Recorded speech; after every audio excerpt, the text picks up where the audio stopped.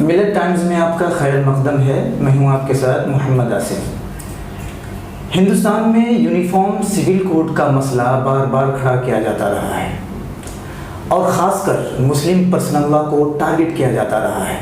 कभी कहा जाता है कि इस्लाम में तब्दीली की ज़रूरत है क्योंकि ये आज की ज़रूरतों को पूरी नहीं कर सकता, और कभी इसकी आईनी हैसियत यानी कॉन्स्टिट्यूशनल पोजीशन को चैलेंज करते हुए लोगों के जहनों में ये बात डालने की कोशिश की जाती है कि मुसलमान इंडियन कॉन्स्टिट्यूशन यानी भारतीय संविधान पर यकीन नहीं रखता। 2014 के बाद से मुसलसल टीवी चैनल्स के एंकर्स और बड़े बड़े तज्जिया निगारों ने मुस्लिम पर्सनल लॉ पर कई तरह के इल्ज़ामात लगाए। इसी को मद्देनज़र रखते हुए हम मिल्लत टाइम्स में एक नए प्रोग्राम का आगाज़ करने जा रहे हैं जिसका नाम होगा what is personal law, personal law क्या है। और इस मौजू पे हमारे साथ तफसीली गुफ्तगू के लिए हमारे साथ हमारे ख़ास मेहमान होंगे जनाब डॉक्टर हिफ्ज़ुर रहमान साहब। सर, सबसे पहले हमारे इस नए शो में आपका बहुत बहुत खैर मकदम है। तो चलिए शुरू करते हैं। हमारा सबसे पहले आपसे सवाल यही है कि 2014 के बाद से मुसलसल मुस्लिम पर्सनल लॉ पर इल्ज़ामात लगाए जा रहे हैं, तरह तरह के सवालात खड़े किए जा रहे हैं। तो हम ये जानना चाहेंगे कि मुस्लिम पर्सनल लॉ और सिविल कोड, इसकी तारीफ़ क्या है? देखिए आसिफ भाई, पहले हमें ये देखना चाहिए कि कानून किस मकसद के तहत बनाया जाता है। जी, कानून हमेशा किसी न किसी मकसद और किसी न किसी ऑब्जेक्टिव को सामने रखकर बनाया जाता है। तो हमें ये गौर करना चाहिए कि कानून किस मकसद के तहत, किस ऑब्जेक्टिव के तहत बनाया जाता है। जी। तो ऑब्जेक्टिव हमेशा कई तरह के होते हैं जिसे हासिल करने के लिए कवानीन बनाए जाते हैं। मिसाल के तौर पर हमारी ये सोसाइटी है, इसमें कुछ काम ऐसे हैं जिसका ना होना बहुत अहम है क्योंकि वो पूरी तरीके से सोसाइटी के लिए नुकसानदेह होता है, जैसे चोरी, डकैती और मर्डर के मामलात, ये सारी चीज़ें। तो मकसद ये होता है कि इनको ख़त्म किया जाए, और इसलिए इस सिलसिले में जो भी कानून बनाए जाते हैं उस कानून को क्रिमिनल लॉ के तहत लाया जाता है। ठीक है जी, बिल्कुल। कोई गवर्नमेंट ये नहीं चाहती है कि हमारे मुल्क में चोरी हो, बल्कि ये चाहती है कि पूरी तरह चोरी ख़त्म कर दी जाए, इसलिए ख़त्म करने के लिए कानून बनाती है। लेकिन कुछ चीज़ें, बल्कि ज़्यादातर चीज़ें ऐसी होती है जिसके लिए ज़रूरी होता है कि वो काम तो हो, उस काम के अंदर जो रुकावटें आती है उसको दूर कर दिया जाए, और उसके ज़रिए से अगर किसी पर कोई जुल्म हो रहा है, किसी का इस्तेहसाल और एक्सप्लॉयटेशन हो रहा है, तो उसको दूर कर दिया जाए।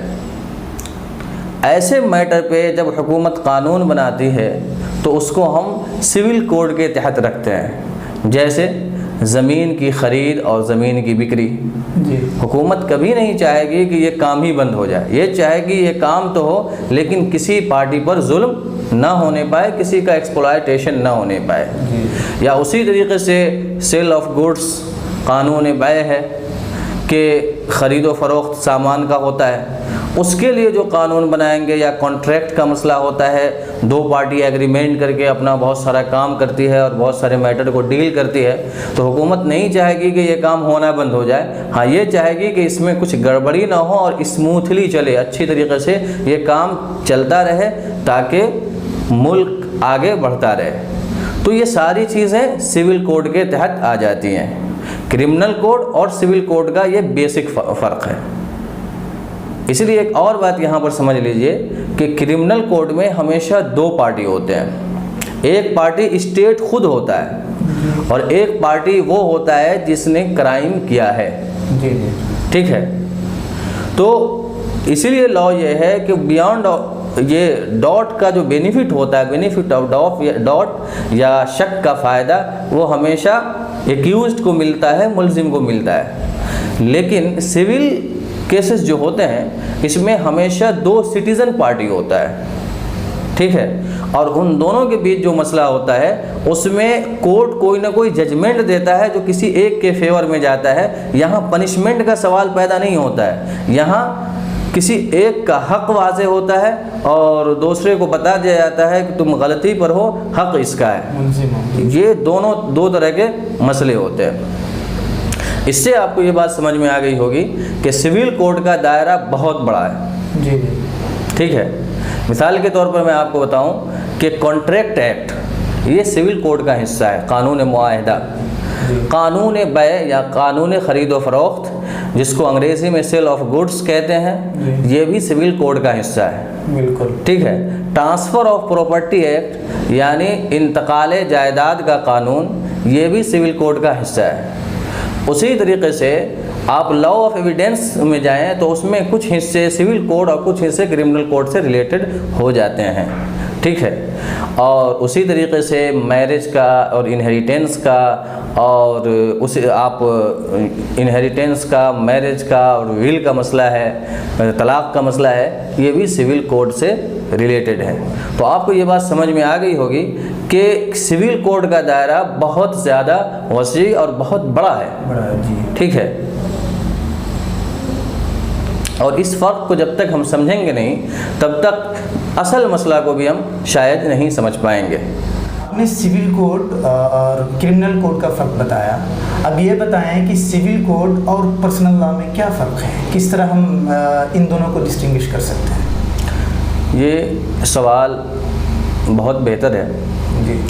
अभी हमने आपसे बताया कि कॉन्ट्रैक्ट एक्ट भी सिविल कोड का हिस्सा है जी बिल्कुल। ट्रांसफ़र ऑफ प्रॉपर्टी एक्ट भी सिविल कोड का हिस्सा है। पार्टनरशिप एक्ट यानी कानून शिरकत, पार्टनरशिप बिजनेस जो आप करते हैं, ये भी रिलेटेड है सिविल कोड से जी। और उसी तरीके से मैरिज, इनहेरिटेंस यानी कानून वरासत और कानून तलाक़, और इसी के साथ विल का जो मसला होता है, कानून वसीयत, ये सारे भी सिविल कोड से रिलेटेड हैं जी।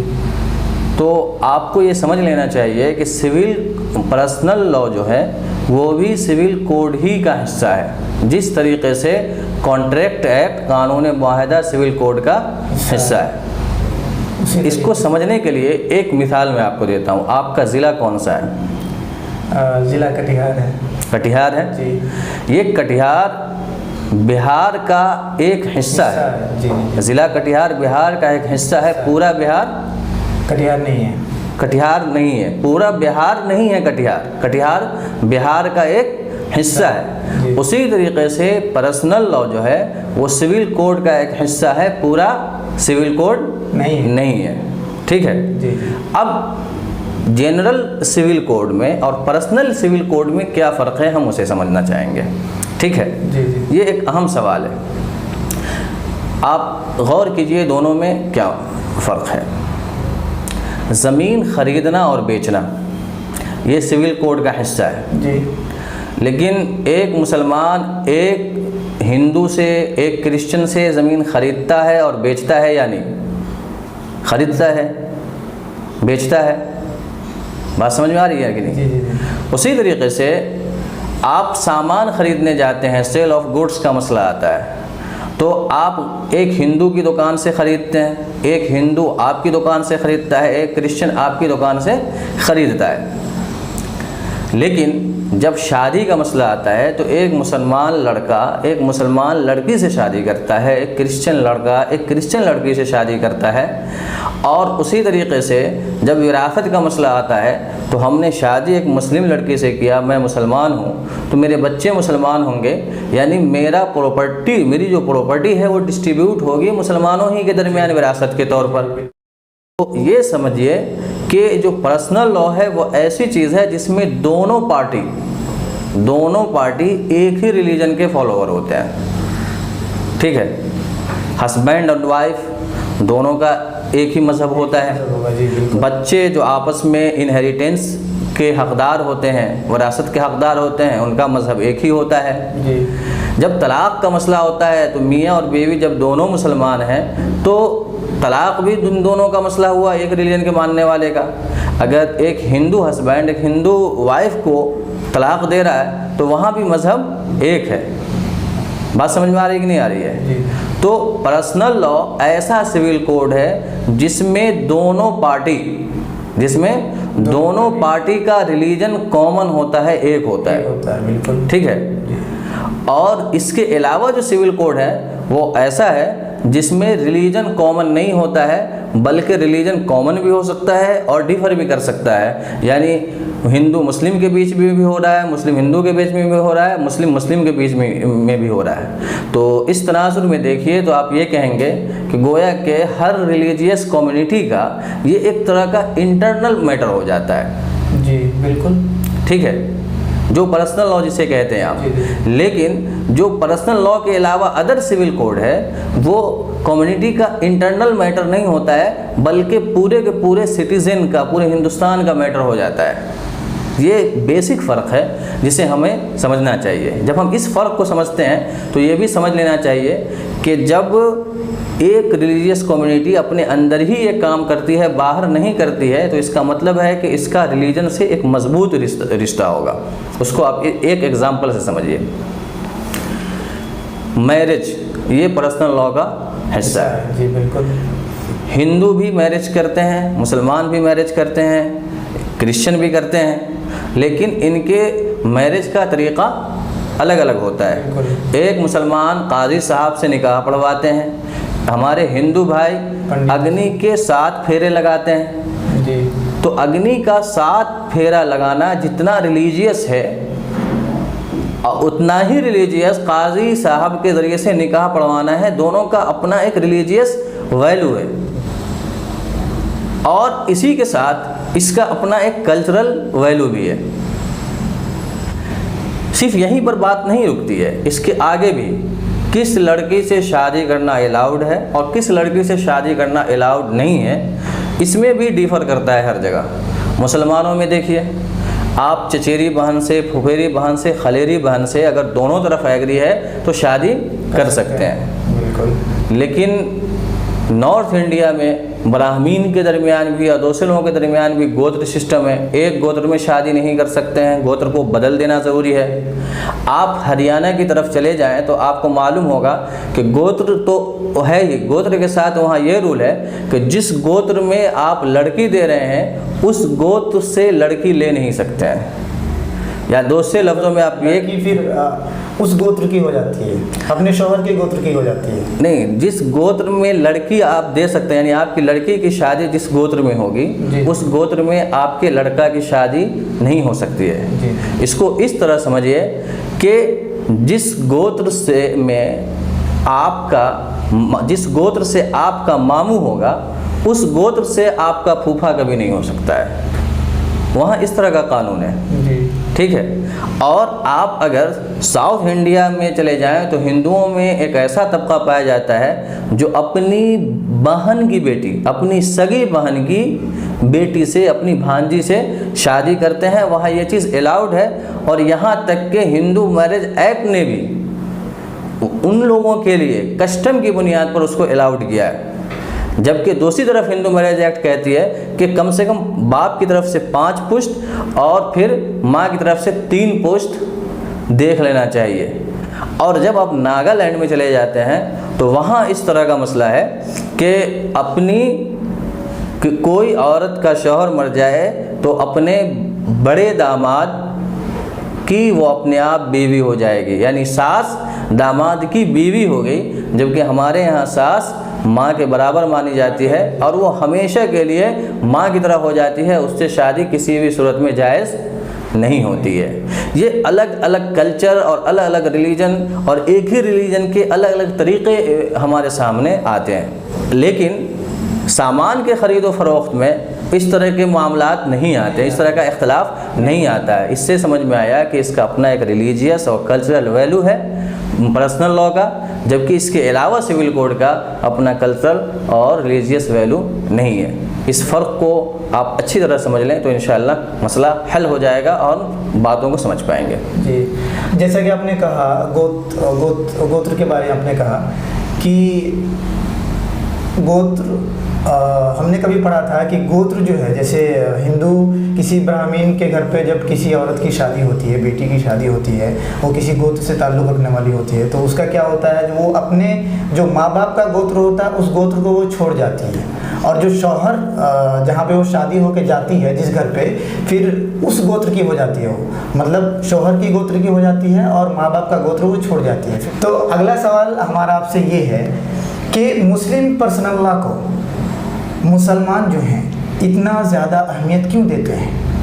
इतनी अहमियत देने की वजह क्या है? आईनी हैसियत ज़रा वाज़ह करें इसकी। अब आइए, अभी जो मैंने एक्सप्लेन किया है इससे बहुत हद तक इसकी आईनी हैसियत, इसका कॉन्स्टिट्यूशनल पोजीशन इसकी हमारे सामने आ चुकी है। मिसाल के तौर पर हमने ये देखा कि जो मैटर है पर्सनल लॉ से रिलेटेड वो इंटरनल मैटर है और वो आपस ही में होता है, ठीक है जी। अब एक अहम सवाल, जिस सवाल के बाद हम आपके इस सवाल को टच करेंगे, वो ये है कि ये मुसलमान पर्सनल लॉ के मसले को इतना ज़्यादा अहमियत क्यों देता है?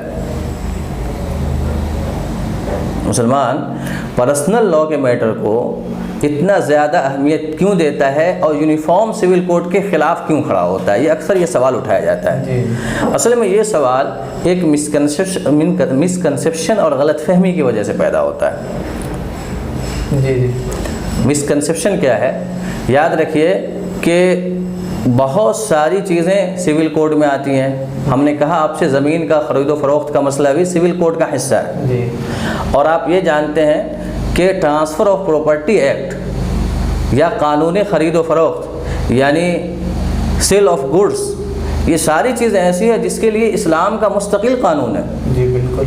लेकिन क्या आपने आज तक किसी एक मुसलमान को देखा जिसने ये कहा हो कि हम सेल ऑफ गुड्स में इस्लामी कानून के मुताबिक ही करेंगे, हम इंडियन कानून को नहीं मानेंगे? नहीं, बिल्कुल। कोई ऑब्जेक्शन इस पे किया? ट्रांसफ़र ऑफ प्रॉपर्टी एक्ट के लिए खुद इस्लाम के अंदर कानून मौजूद है, लेकिन क्या किसी मुसलमान ने कहा कि हम ट्रांसफ़र ऑफ प्रॉपर्टी एक्ट को नहीं मानेंगे बल्कि इससे रिलेटेड इस्लामी कानून को मानेंगे? पता ये चला कि मुसलमानों ने सिर्फ़ और सिर्फ सिविल कोड के ऐसे हिस्सों में जिसमें दोनों पार्टी मुसलमान होते हैं या दोनों पार्टी क्रिश्चियन होते हैं या दोनों पार्टी हिंदूज़ होते हैं, ऐसे हिस्सों में हमेशा ऑब्जेक्ट किया है कि जनाब हम इसमें आज़ादी चाहते हैं क्योंकि ये हमारे रिलीजन की आज़ादी का मसला है और सिर्फ हम अपने लिए नहीं चाहते हैं बल्कि हिंदुस्तान में जितनी भी रिलीजियस और कल्चरल कम्युनिटी है सब के लिए हम ये चाहते हैं, ठीक है। बकिया इसके अलावा जो 90% सिविल कोड है इसमें कभी मुसलमानों ने कोई ऑब्जेक्शन नहीं किया और उसमें वो एक यूनिफॉर्म को मानने के लिए, बल्कि आप उसमें कॉमन सिविल कोड भी बना दें तो मुसलमानों को मानने से कोई इनकार नहीं है। बात समझ में आ रही कि नहीं आ रही है? हमारा इनकार या हमारा इसरार इस बात पर है कि जो मामलात और जो मसाइल रिलीजियस और कल्चरल कम्युनिटी के अंदरूनी मसाइल हैं वो आपस में करते हैं, वो रिलीजन से बहुत ज़्यादा जुड़ा हुआ है, वो इंटीग्रल पार्ट है रिलीजन का और उसमें किसी तरह का इंटरफेयर करना, मुदाखलत करना मजहबी आज़ादी को छीन लेना है और सकाफ़ती आज़ादी यानी कल्चरल फ्रीडम को छीन लेना है। बात समझ में आ रही है? और हम ये जानते हैं कि कॉन्स्टिट्यूशन ऑफ इंडिया के आर्टिकल 25 में हमें मज़हब को प्रैक्टिस करने की आज़ादी दी गई है।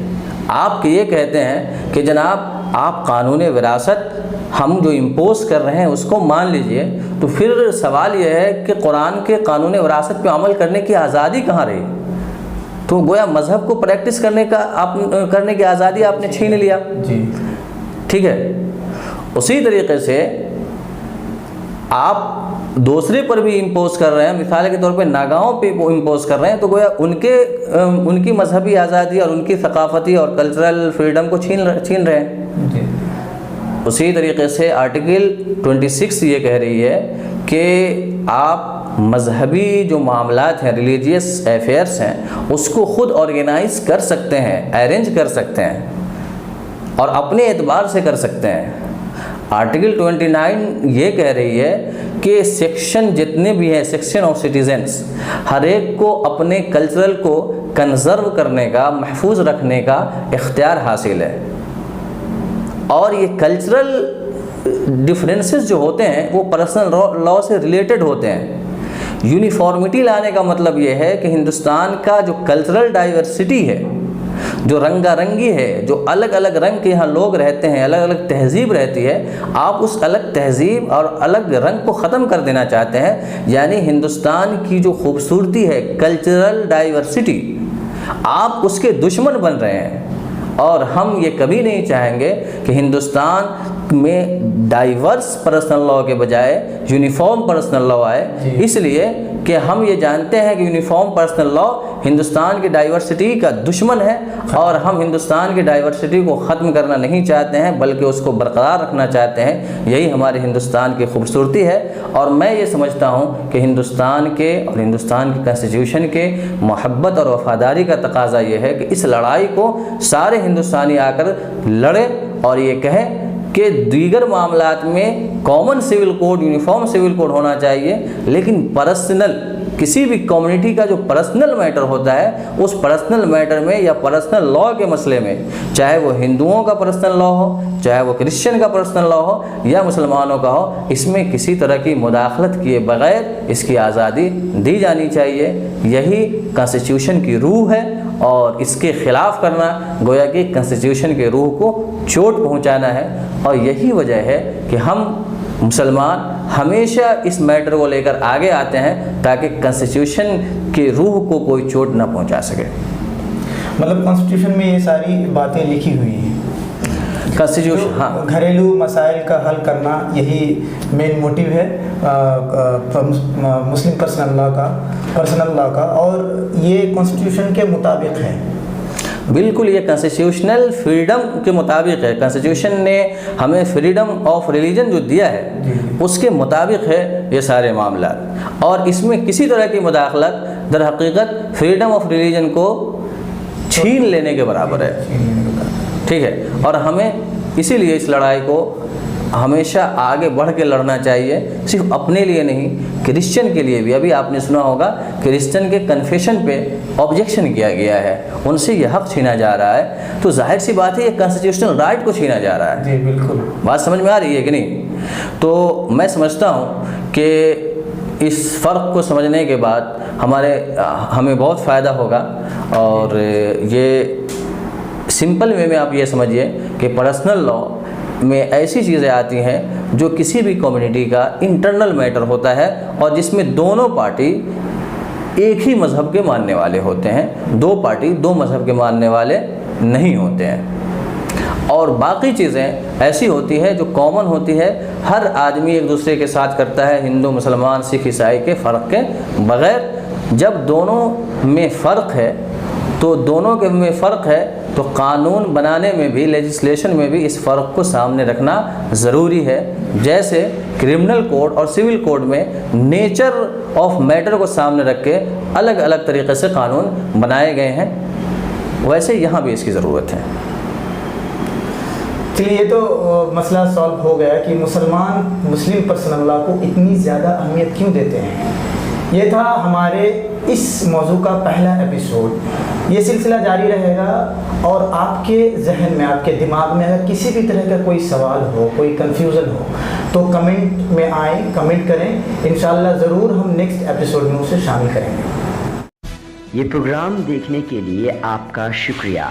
मिल्लत टाइम्स की मज़ीद वीडियोस देखने के लिए यहाँ क्लिक करके सब्सक्राइब करें और बेल आइकन को ज़रूर दबाएं ताकि आपको हमारी हर वीडियो का नोटिफिकेशन मिल सके। फेसबुक पर मिल्लत टाइम्स का पेज लाइक करें, ट्विटर और दीगर सोशल अकाउंट को फॉलो करें। मुल्की व आलमी हालात पर ताज़ा तरीन न्यूज़ और तज्ज़िया पढ़ने के लिए कहीं भी कभी भी लॉग ऑन करें www.millattimes.com। उर्दू, इंग्लिश, हिंदी तीनों ज़बानों में मौजूद है ये वेबसाइट। सरकारी, सियासी दबाव और कॉरपोरेट से आज़ाद ईमानदाराना सहाफ़त को फ़रोग़ देने में आप हमें अपना ताउन पेश करें। तफ़सीलात डिस्क्रिप्शन में है।